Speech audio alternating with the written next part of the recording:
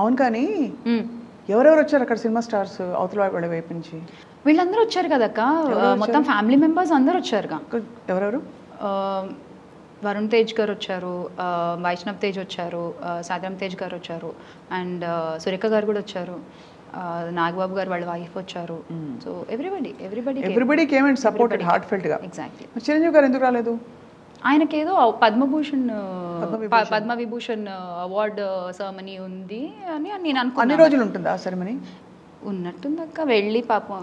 అవునులే, అది correct. But ఆయన వీడియో పెట్టారు కదా. బట్ నీకు వాట్ ఈస్ అంటే నేను ఎందుకు అడుగుతున్నానంటే ఆఫ్ కోర్స్ ఫ్యామిలీ మెంబర్ అన్నాక సొంత తమ్ముడు సొంత వాళ్ళు ఉన్నప్పుడు సపోర్ట్ చేస్తారు అండ్ అది ఇది. బట్ నువ్వు నిలబడి తట్టుకుని నేను కూడా ఒక చిన్న నా వంతు నేను చేస్తానని చెప్పి నీతో పాటు ఎవరెవరు వచ్చారు ఇక్కడ?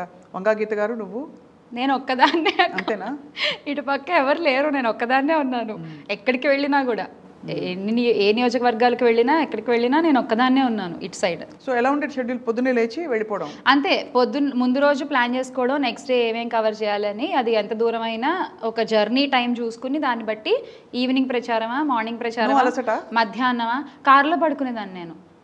ఆ జర్నీ టైంలో నిద్రపోయేదాన్ని. దేవుడి వల్ల ఎప్పుడైనా అప్పుడు ఇలా టక్మ నిద్రపడుతుంది కాబట్టి. నేను రెండు ఇండస్ట్రీస్, అంటే ఇండస్ట్రీ కాదు, రెండు ఫీల్డ్స్ అని చెప్పాలి. పొలిటికల్ ఏంటి ప్రచారంలో పొలిటికల్ లైఫ్లో ఉన్నవాళ్ళు, సినిమా లైఫ్లో ఉన్నవాళ్ళు ఇద్దరికీ నాకు అనిపిస్తుంది అబ్బా ఎంత కష్టపడతారని. అంటే ఫిజికల్గా చెప్తున్నాను. కంఫర్ట్స్ ఉంటాయి సినిమా వాళ్ళకి, కానీ పొలిటికల్ లైఫ్ వాళ్ళు ఉన్న వాళ్ళకి అది కూడా ఉండదు. కానీ సినిమాలో ఉన్న వాళ్ళు కూడా బేసికలీ వాళ్ళు షూటింగ్లో కష్టపడేటప్పుడు అనిపిస్తూ ఉంటుంది. సో నీకు బహుశా కొంత అలవాటు ఉంటుంది కదా. మనకి ఇక్కడి నుంచి వెళ్ళాం కాబట్టి కష్టపడడం కొత్త ఏమి కాదు. కాకపోతే ఇక్కడ అంటే రాజకీయాలు చూడడం వేరు, దిగి పూర్తిగా దాంట్లో ముందుకెళ్తూ ఒకళ్ళనొకళ్ళని కలుపుకుంటూ ఈ జర్నీ అనేది డెఫినెట్గా ఇట్స్ క్వైట్ డిఫరెంట్. రైట్. ఇప్పుడు ప్రతిపక్షాలు సహజంగానే మేమే వస్తున్నామని చెప్పుకుంటున్నారు. ఒకటి రెండు అంటే సర్వేలు, తర్వాత ప్రశాంత్ కిషోర్ లాంటి ఒక ఏమైనా చెప్పాలి స్ట్రాటజిస్ట్ కూడా ఇచ్చిన ఇంటర్వ్యూ, ఇవన్నీ చూస్తే నీకు ఏమనిపిస్తుంది? అంత ధీమాగా మరి వైఎస్ఆర్ కాంగ్రెస్ పార్టీ నాయకులు కూడా మాట్లాడుతున్నారు, నువ్వు కూడా మాట్లాడుతున్నావు, జగన్మోహన్ రెడ్డి గారు కూడా అన్నారు. ఓడిపోతున్నామని ఎవరు చెప్పుకోరు కదక్క. అది కరెక్టే, మేము ఓడిపోతాము అని అయితే ఎవరు చెప్పుకోరు కదా. సో డెఫినెట్గా ఆ నమ్మకం ఉండుంటుంది వాళ్ళకి. ఒక చిన్న భయం ఆల్రెడీ ఓటింగ్ అయిన తారీఖు నుంచి అది స్టార్ట్ అయిపోయింది. ఆ end of the decay start అయిపోయింది. దాని యొక్క పరిణామాలే ఈ దాడులు కానీ, ఈ దుశ్శాసన పర్వాలు కానీ, నాకు ఏమని పిలవాలో అర్థం కావట్లేదు. అంటే ఒక 144 సెషన్ పెట్టిన తర్వాత కూడా దాన్ని మీరు గౌరవించకుండా మీరు ఇలా చేస్తున్నారు అంటే what you are trying to portray. ఎక్కడెక్కడ what did you feel? Palnadu ప్రాంతం అంతా మీరు చూసారు కదక్క. అసలు ఏంటి ఆ గొడవలు, ఏంటి ఆ తలలు బద్దలు కొట్టడం ఏంటి అసలు?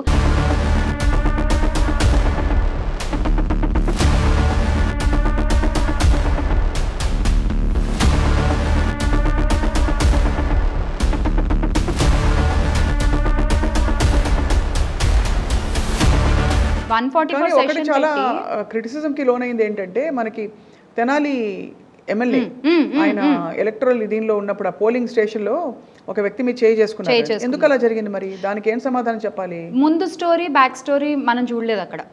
మనకి ఏం చూపించారు? ఏదైనా కొట్టడం తప్పు కదా. అదే అక్క, కొట్టడం తప్పు, కానీ ఎందుకు కొట్టారు? డెఫినెట్గా తప్పు, కొట్టడం చేయి చేసుకోవడం అనేది తప్పు. దాని వెనకాల ఉన్న కథ ఏంటి, అక్కడ అసలు యాక్చువల్గా ఏం జరిగింది అది చూపించరు. కొట్టారు. ఎస్ ఐ అగ్రీ, కొట్టడం అనేది చేయి చేసుకోవడం ఎవరైనా తప్పే, అది ఎవరైనా సరే. బట్ ఎందుకు కొట్టాల్సి వచ్చిన అనేది కూడా చూపించుంటే బాగుండేది అంటున్నాను నేను, అంతే. రైట్. సో మరి నిన్న జగన్మోహన్ రెడ్డి గారు బయలుదేరుతూ ఐపాక్ సభ్యులందరికీ కంగ్రాచులేషన్స్ చెప్పి, రైట్, మనం తప్పకుండా మీరు వాళ్ళు ఇంపార్టెంట్ కాదు, మీరు ఇంపార్టెంట్, ప్రశాంత్ కిషోర్ అనేది మీరందరూ important, will be together, continue to be together అని దాన్ని ఎలా అన్వయించుకోవాలి? జగనన్న మనస్తత్వం ఏంటి? ఎవరున్నా అందరూ నా కుటుంబం అనుకునేటువంటి వ్యక్తి ఆయన. సో అందరినీ కలుపుకుంటూ పోయేటువంటి వ్యక్తి ఆయన. అది ఐపాక్ అయినా, అది ప్రజలైనా, అది అధినాయకులైనా, ఎవరైనా సరే ఒక శత్రువు వచ్చి వాళ్ళ ఇంటికి వచ్చినా కూడా వాళ్ళని కలుపుకుని పోయేటువంటి మెంటాలిటీ ఆయనది. రైట్. సో దాన్ని అలాగే తీసుకోవాలి మనం, బికాజ్ అందరూ ఒకటి, అందరూ కుటుంబ సభ్యులే అని ఫీల్ అయ్యేటువంటి ఒక వ్యక్తి ఆయన అలానే మాట్లాడతారు. సో అంటే ఎందుకు అడుగుతున్నా అంటే ఒకవైపు ప్రమాణ స్వీకారానికి ఏర్పాట్లు జరుగుతున్నాయి, అని సంకేతాలు వస్తున్నాయి. అంటే జగన్మోహన్ రెడ్డి గారు మళ్ళీ స్వేరింగ్ చేస్తారని, మళ్ళీ ఆయన ఊరు వెళ్తూ ఇలా అందరితో ఒక బూస్టప్ టాక్ ఇచ్చి అందరితో ఒక అంటే వాళ్ళ అప్రిసియేషన్ ఫర్ దేర్ ఎఫర్ట్స్ అని చేసి అది చెప్పి వెళ్ళడం అనేది చాలా మందికి అంత కాన్ఫిడెంట్గా ఉన్నారా అనిపించింది. అది ఆయన స్వీట్ జెస్చర్.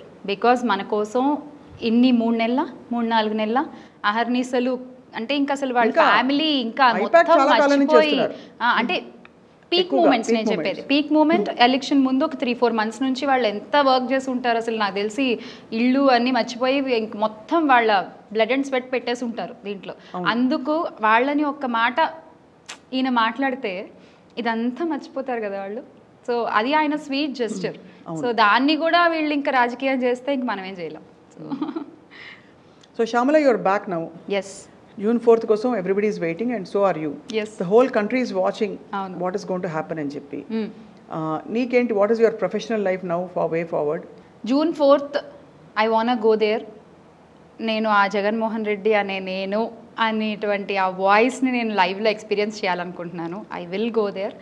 ఆ ఫస్ట్ ఫైల్ ఆయన దేని మీద సైన్ చేస్తారా అని వెయిటింగ్ నేను. ఏపీలో ఏ సమస్య వచ్చినా, ఏ ప్రాబ్లం వచ్చినా ఇప్పుడు ఎలా అయితే నిలబడి మాట్లాడుతున్నానో అప్పుడు కూడా అలానే నిలబడి మాట్లాడతాను. ఎన్ని రోజులు కేటాయించగలుగుతావు ఇన్ అ మంత్? ఎన్ని రోజులు అనేం లేదక్క. ఇప్పుడు అవసరం ఉంది అక్కడ, నేను వెళ్తా. లాస్ట్ టైం నన్ను చాలామంది అడిగిన క్వశ్చన్ కూడా అదే, మీరు 2019లో ఎందుకు ఇంత విగ్రస్గా లేరు, నన్ను పేరు నాని అన్న కానీ ఆర్ కొడాలి నాని అన్న కానీ ఇదే అడిగాను. ఇంటర్వ్యూ చేసావు కదా? రైట్. అది నేను అన్నని కలుద్దామని వెళ్ళాను. So I want to learn, అంటే మీకు చెప్పాను కదా నాకు తెలియనవి నేను తెలుసుకుంటాను ఈ జర్నీలో అని కూడా. సో ఆ chitchat I want to record. So ఇంకా చేసాం ఆ రోజు. ఎలా ఉండబోతుంది అంటున్నారు ఆఫ్టర్ ఎలక్షన్స్? పేరుని కిట్టువా, పేరుని నానియా, లేకపోతే ఇంకొకళ్ళ XYZ కాదు. ఇవాళ రాష్ట్రంలోనే జగన్ కావాలా, జగన్ వద్దా అంతే.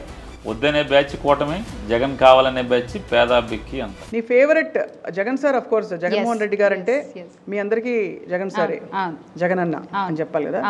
సో బట్ మిగిలిన వాళ్ళలో నేను బాగా ఇన్స్పైర్ చేసిన నాయకులు ఎవరు? వంగా గీత గారు, అండ్ అలాగే మంగళగిరి వెళ్ళావు, నెల్లూరు వెళ్ళావు, విశాఖపట్నం వెళ్ళావు, అక్కడ బొత్స ఝాన్సీ గారిని చూస్తుంటారు.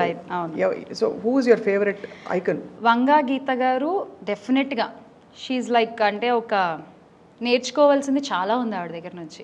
అంటే మనం ఈ జర్నీలో ఉన్నాం కాబట్టి ఎవరితో ఎలా మాట్లాడాలి, ప్రజల్ని ఎలా కలుపుకుపోవాలి, ఇదంతా నేను ఆవిడ దగ్గర నుంచి ఖచ్చితంగా నేర్చుకోవాల్సిన విషయం. అండ్ బొత్స ఝాన్సీ గారి దగ్గర నుంచి ఆ ధైర్యం, ఎదురుగా ఎవరున్నా, నువ్వు చిన్నదానివైనా నువ్వు పెద్దదానివైనా. ఆవిడ నాతో ఒకటే మాట అన్నారు, మంచి చెడు చెప్పడానికి వయసు అక్కర్లేదమ్మా, నువ్వు ఎవరికి భయపడక్కర్లేదు, నువ్వు చిన్నదానివైనా నువ్వు నిజం మాట్లాడుతున్నావు, please you just go head. ఈ యొక్క ధైర్యం నాకు ఆవిడ దగ్గర నుంచి. అండ్ కొడాలి నాని అన్న దగ్గర నుంచి మాట్లాడతారమ్మా, మాట్లాడేవాళ్ళు చాలామంది మాట్లాడతారు, ఆయన కూడా బాగా ట్రోల్ అవుతారు, అదేది మన పనికి ఎఫెక్ట్ చేయకూడదు అని ఆయన చెప్పడము. వల్లభనేని వంశీ అన్న, అంటే ఎవ్రీబడి అంటే వాళ్ళు ఏంటంటే, నువ్వు చిన్నపిల్లవని నువ్వు భయపడకు, నువ్వు what you want to talk you talk.